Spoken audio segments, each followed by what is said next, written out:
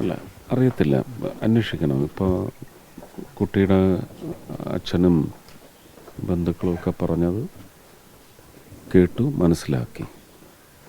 അവർക്ക് സംശയങ്ങളുണ്ടെങ്കിൽ അത് പരക്കെയുള്ള എല്ലാവരുടെയും സംശയം തന്നെയാണ്.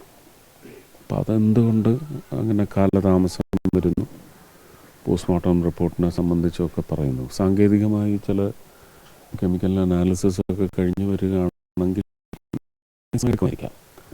പക്ഷേ അത് അന്വേഷിക്കാവുന്നതാണ്. അന്വേഷിക്കാം. സെൻട്രൽ IBയിൽ അതിനൊരു ഫാസ്റ്റ് ഡ്രൈവ് മൊഡാലിറ്റി എന്താണെന്നുള്ളത് ചോദിച്ചു നോക്കട്ടെ. അമിത്ഷാജിയുടെ ഓഫീസുമായിട്ട് ബന്ധപ്പെട്ട് അങ്ങനെ നമുക്ക് അവിടെ നിന്നൊരു നീക്കം ആണ് ഒരുപക്ഷെ ഓവർലെങ്കിൽ നമുക്ക് നോക്കാം. ഇതൊരു സെൻട്രൽ IBയുടെ സ്റ്റാഫിൻ്റെ ഇഷ്യൂ അല്ല,